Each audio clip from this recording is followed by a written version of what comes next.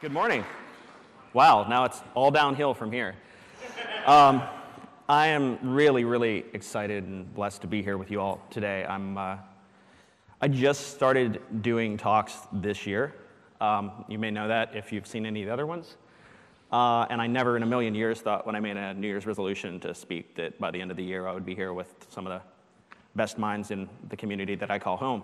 So I'm really psyched about that. It's weird because in previous years, I had always found myself being asked, like, what's your talk on? I'm like, I don't speak. What are you talking about? For whatever reason this year, most people have been asking me two questions. Who are you? And, oh, you're speaking? And so yesterday morning, I had the opportunity to meet one of our opportunity scholars and her guide. And I was talking to the guide, and I introduced myself. He says, oh, Ernie Miller. I know you. Why do I know you? And I'm thinking, yeah, finally somebody actually knows like what I'm doing here. And he says, you're the bird guy.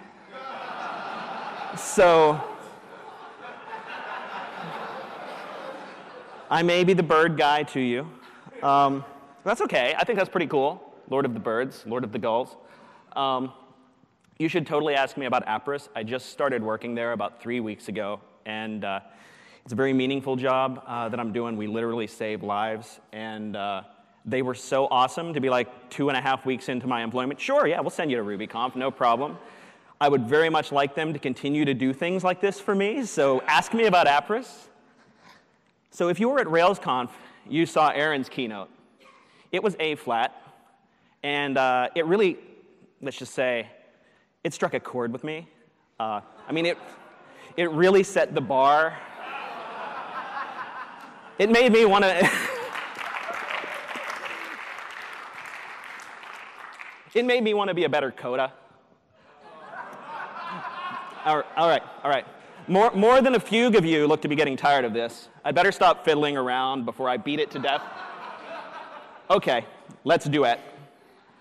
So this is going to be my keynote. I really thought really long and hard about it. It's C#. You may have heard of it.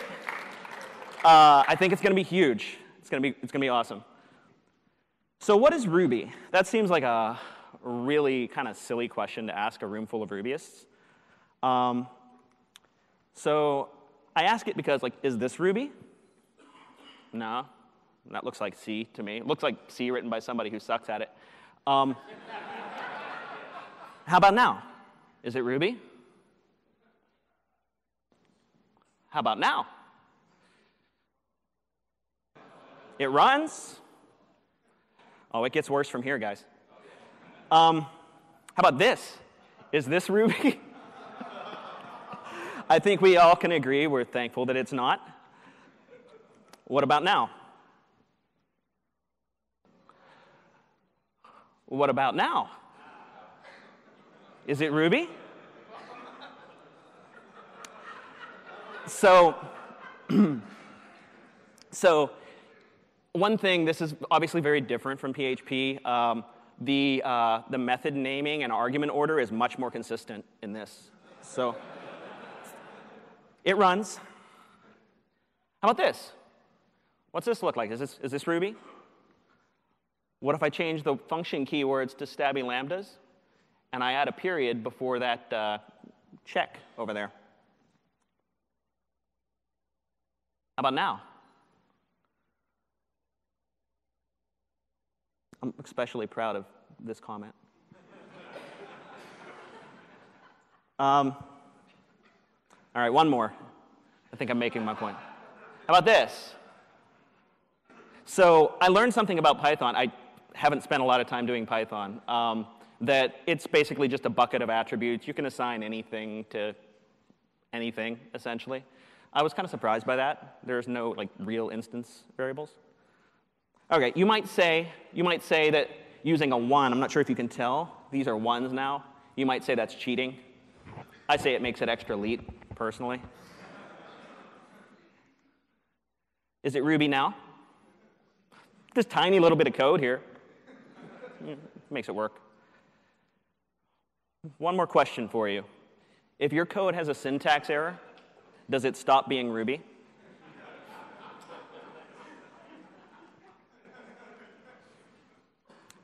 So I guess the point I'm trying to make is that I don't believe that it's the interpreter that decides what is and isn't Ruby, right?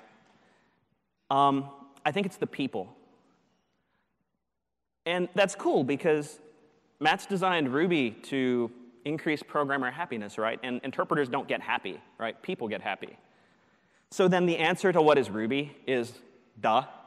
Ruby is a language. But what is a language, really? A language is a tool for telling stories. And so by extension, then, that makes us storytellers. And I mean, even when you think you're not telling a story, you're telling a story. For instance, anybody that's working on a team has probably opened a file in their repo to something like this. It tells a story.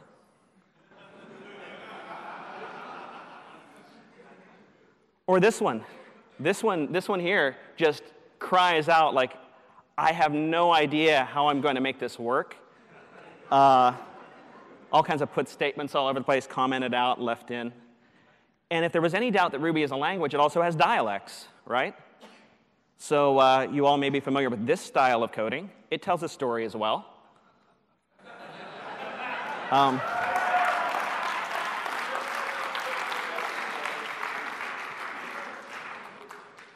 So before we go any further, I want to talk a little bit about some nits that I want to pick. I don't want to waste anyone's time, but they did let me come up here on stage, so I definitely have to pick a few nits.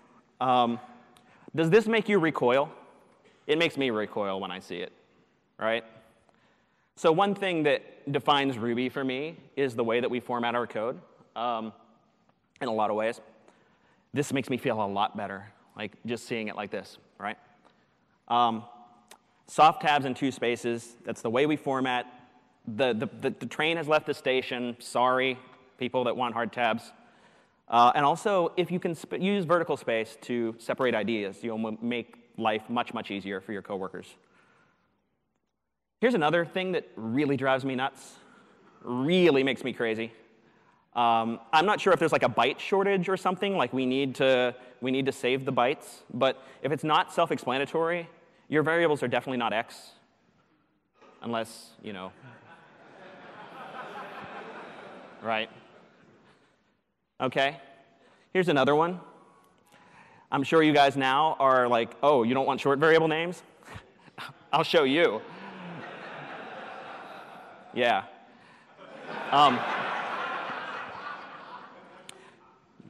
You're very original. Though, to be fair, I would much rather see that than X and I.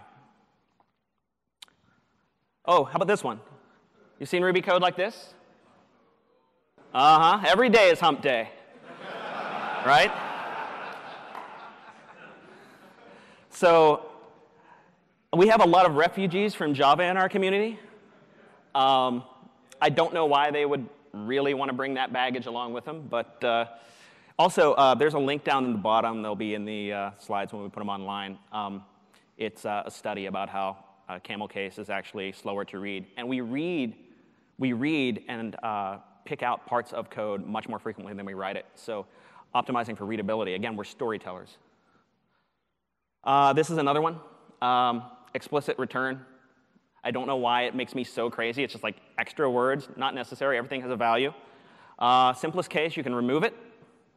More likely, if you're a Rubyist, you're going to say something like this. You're going to actually just return 100 at the beginning, say, OK, we're going to normalize to 0 to 100, and avoid that more expensive normalized distance calculation.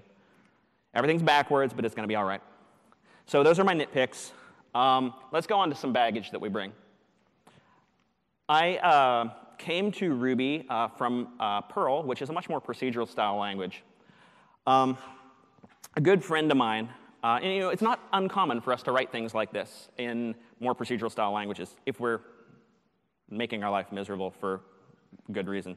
And a friend of mine used to describe my code back when I was writing Perl as looking like a spaceship. And he's right. It does. It totally looks like a spaceship. If you zoom out, especially, it really does. That tells a story, too. It's trying to decipher this code is like reading a Which Way book or a Choose Your Own Adventure book from front to back. It's very, very difficult to make sense of. So I guess my point there would be that in procedural languages, we tend to just kind of create these buckets of logic, and we just throw them in a method, and that's all we do.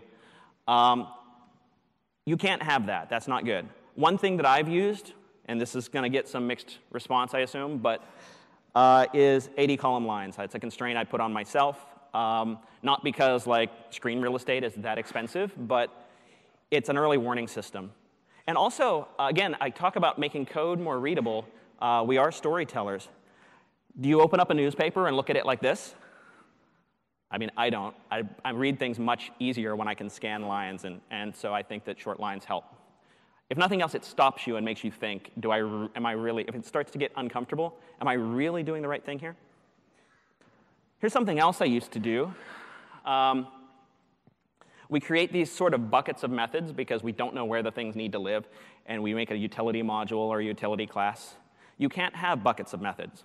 That's not OK. And class is a descendant of module. So it's important to remember that what applies to module also applies to class. Something else that we tend to do, we think, and I'm not going to name names here, certain libraries maybe have hashes that they use for lists of attributes that are assigned to a particular object. And that works out OK at first.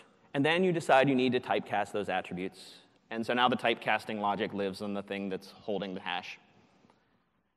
You can't have buckets of data either. And something that you might want to do instead is to have an attributes object, right? Because that's what we do. And then it can handle that casting for you. But we don't normally see it in these kind of isolated cases. Usually we get to some place like this first. Don't read it. It's just going to hurt you. We normally catch ourselves around this point. And thinking about in terms of objects helps us to get from this to this. Now, I'm not saying this is a good refactoring necessarily, but it does at least mean that someone has given some thought to creating some objects, right? I'm not sure this is the right level of refactoring, I guess is what I'm saying. But it's certainly better than the alternative. So you may be saying, that's way too many objects. And again, I'm not arguing the modeling is perfect. But we are working in object-oriented programming, are we not? If we were doing awesome-oriented programming, would you be telling me, that's just too much awesome? We can't have that much awesome.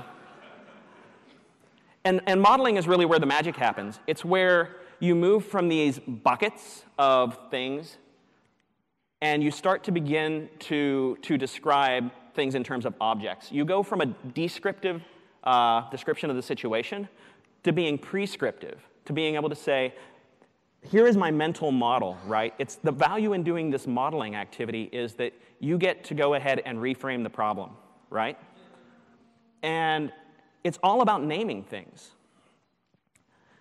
So we all know Sandy's got a list of rules that is about creating more maintainable code. And we love rules as a community.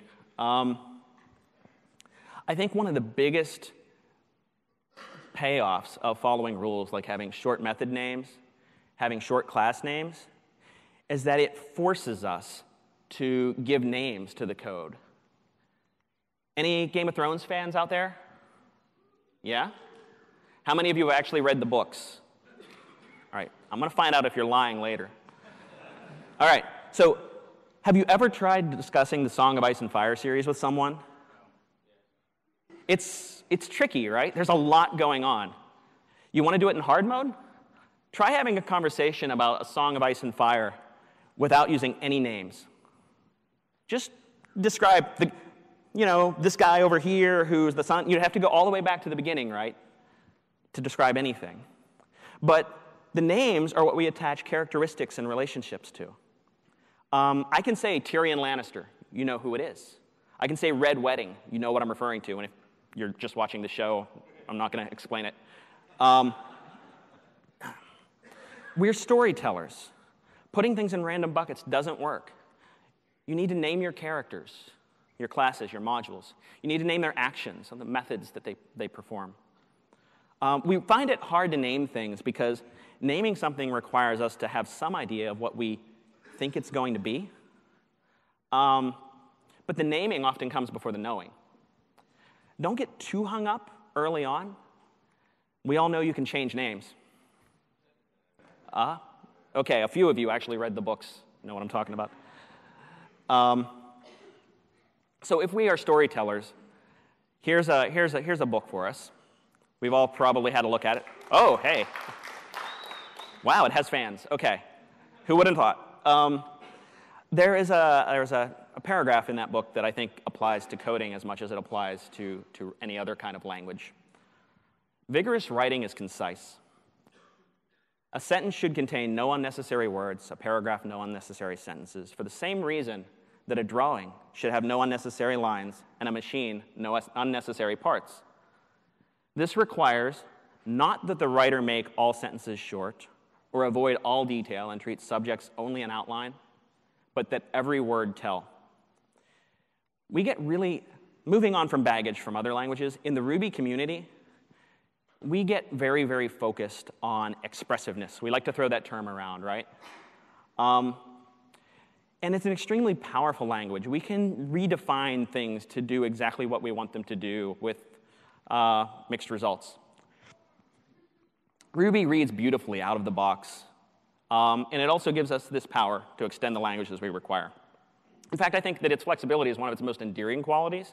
It gets out of the way and lets you tell the story that you want to tell. It's one of the things that makes me really happy. But if there's one thing we've learned from Peter Parker's Uncle Ben, it's that with great power comes great responsibility. So let's talk a little about monkey patching.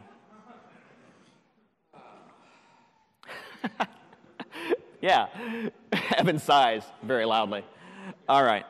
So somewhere along the line, we started to get the idea that expressiveness is the same thing as making it English-like.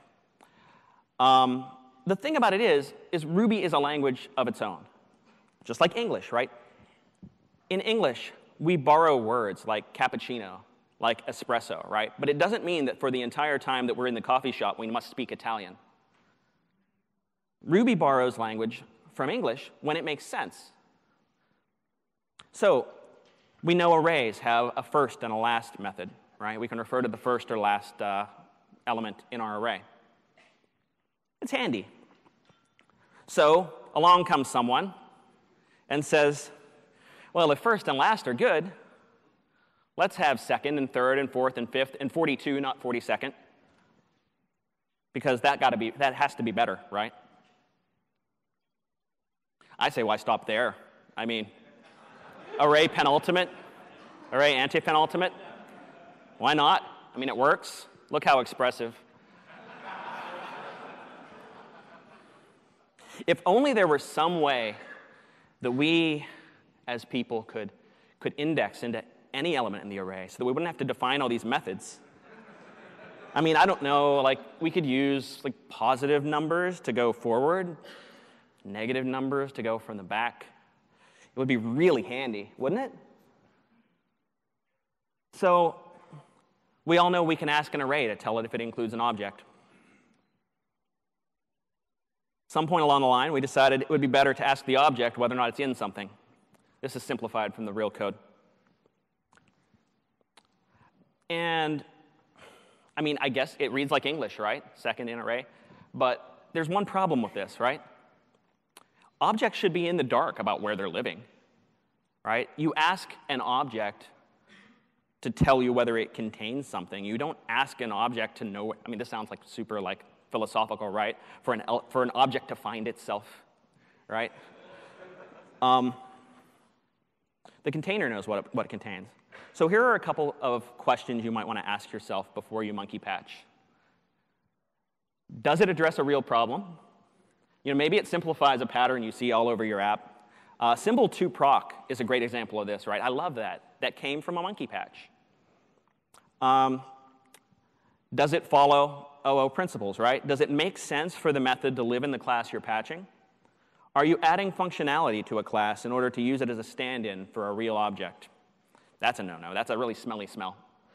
And this is pertaining to applications, right? If you're writing gems, on top of that, you also want to be very careful that you're not stomping all over namespaces that other people might want to use. So with that in mind, let's talk about class macros. This is something that we love in the Ruby community, right? The fun thing about metaprogramming is that the problem is boring. Writing the program to solve the problem makes it more interesting, and we like interesting, right? And it's been said that good programmers are lazy. So if we can write code that writes code for us, it's a win, right? I mean, plus, let's face it, class macros, they're just plain cool. They really feel like you're cheating. And when you first discover you can do it, it's so natural to get carried away with it, right? And Ruby comes bundled with a perfect example of a class macro, right? After reader, writer, accessor, these are great class macros. I mean, they save us a lot of busy work, right? And they're very declarative, all right? It's a good thing. Active Record has class macros, has many posts. I'm actually OK with that. I mean, something has many posts. I'm OK with that syntax. I'd even give a pass to inverse of user, right? I'm like, OK, you're still kind of describing what it is. But we all know that that's not what happens, right? This is what happens, right? I'd like to point this part out in particular. That's fun. All right, this is not a good class macro when it has to do this, right? Here's another example. We have delegate. This is the ActiveSupport version of delegate, not forwardable or simple delegate. Pretty straightforward. Delegates work to owner, which is what cats do. You can prefix it. Still describing what it is, I think, at that point. It's a little iffy, but I'd say OK. But then there's this option, allow nil, where a whole bunch of extra behavior comes in, right? For instance, if you say allow nil, if the option's not set and you have a nil there, it immediately raises an error.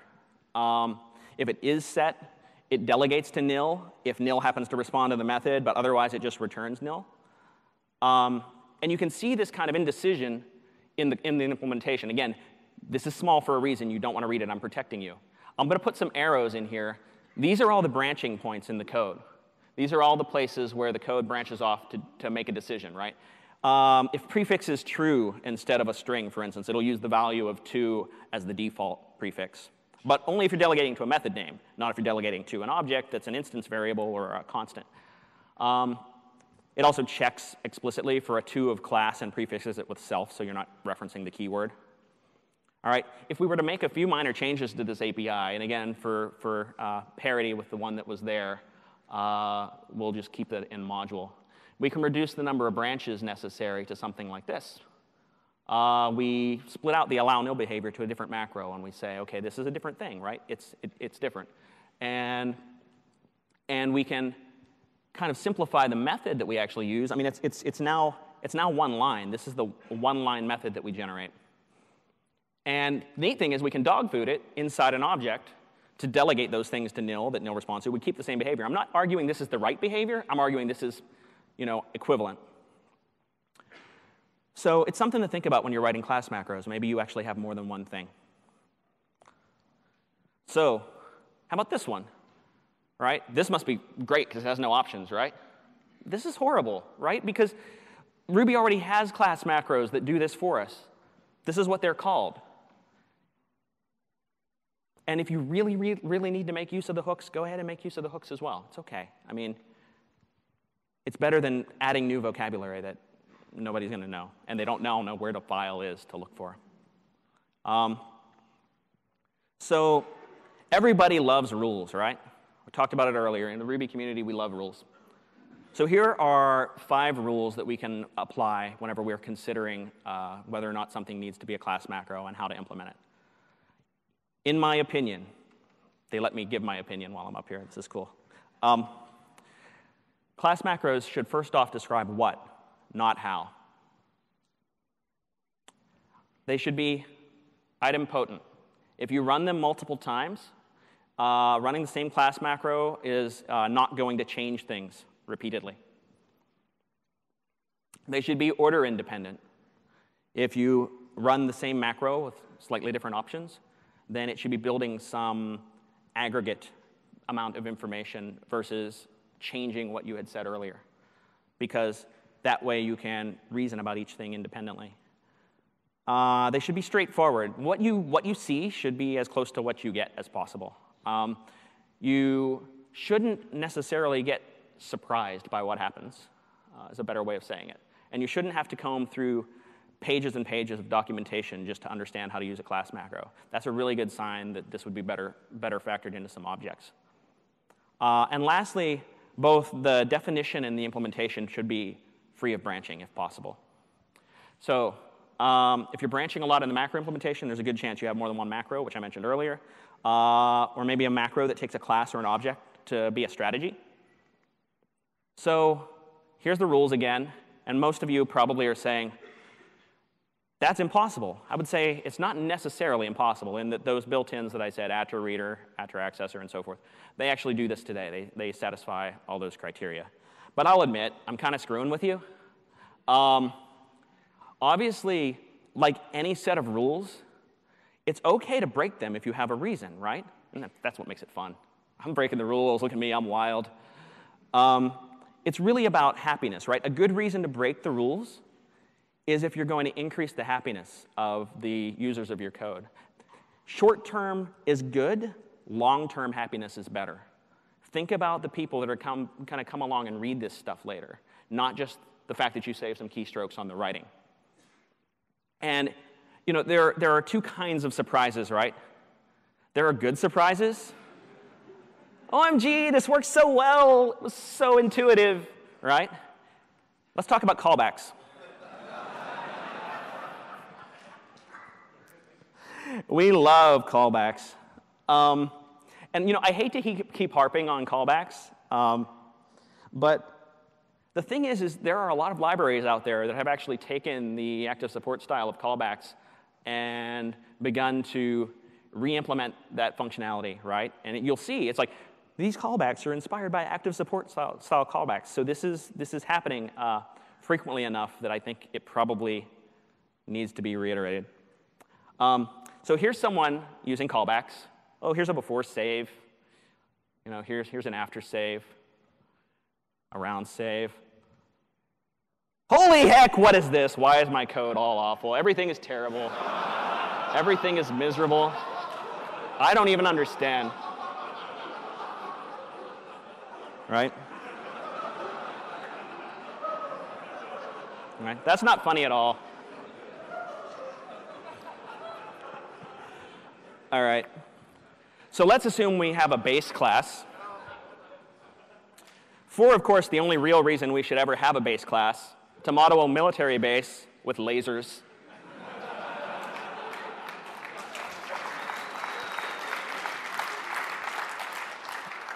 Right. So with callbacks, you call one macro to name the callback chain. Then you add callbacks to the chain with set callback.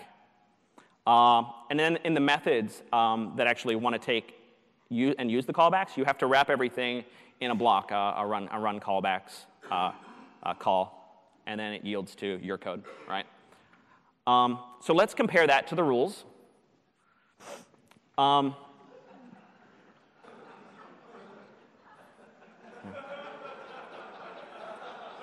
All right, so if you're pointing at a method name, it might actually describe what. If the method is well named, you may be describing what, right? But if you make two calls to set callback, you're going to get two identical callbacks. You're going to repeat the work. So they're not idempotent, right? And the order you define the callbacks in is the order they're going to get called, unless you're doing an after callback, in which case it's the reverse order, or an around callback, in which case they wrap each other in ways that look like the before and the after. And I mean, straightforward, definitely not. And you've seen some of the implementation. By the way, Aaron did an amazing amount of work refactoring the callback implementation in ActiveSupport. If you saw the active record talk that I gave before, where we talked about the implementation being very string heavy, building up these strings, he refactored it to be probably about as good as something like that is ever going to be. Thank you so much, Aaron, for that hard work, because it was not easy. Can we give him a hand?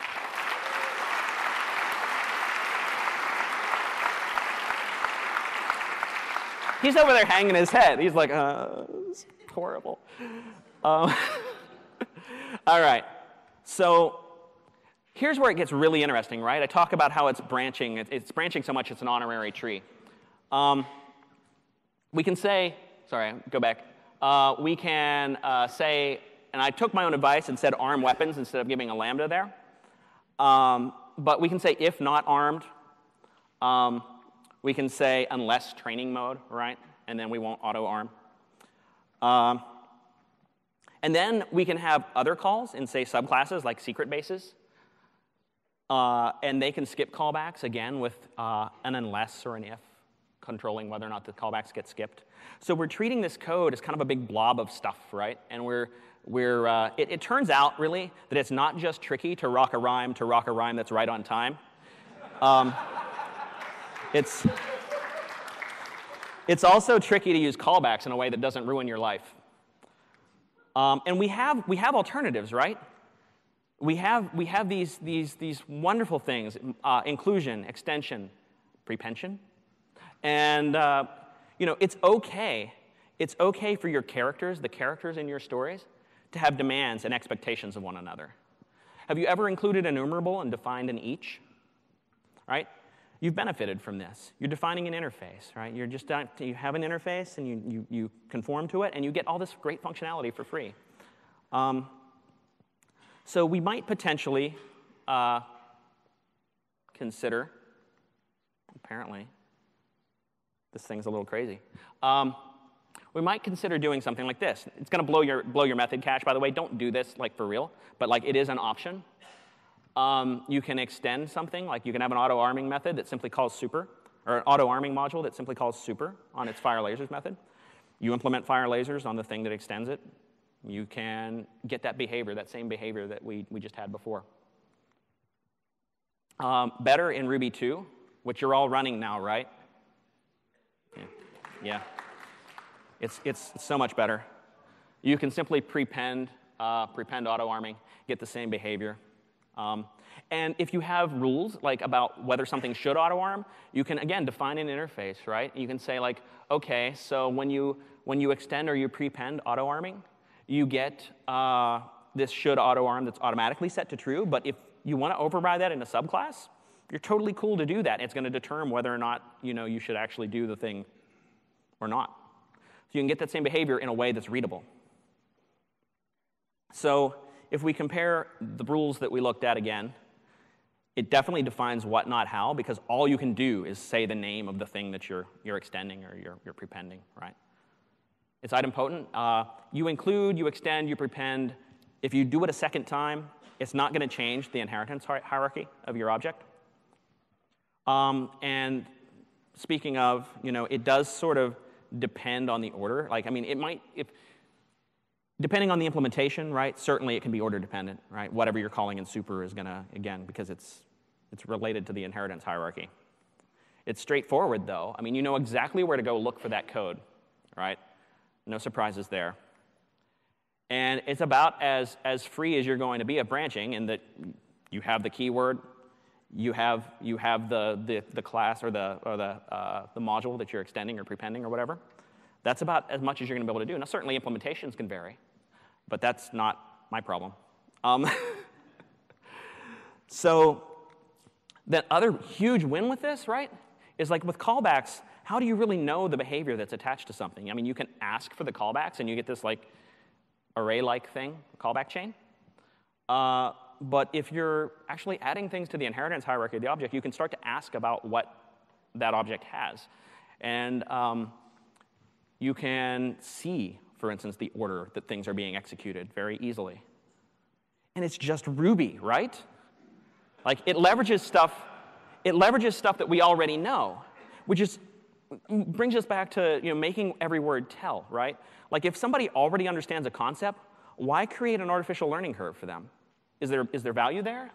I don't know. I mean, to me, I think that's really what it comes down to. You can reduce the cognitive load for understanding code, and that is a bigger win. Like, if good programmers are lazy, then, I mean, this makes you a great programmer, right? Because you're going to read this code much more often than you're going to write it.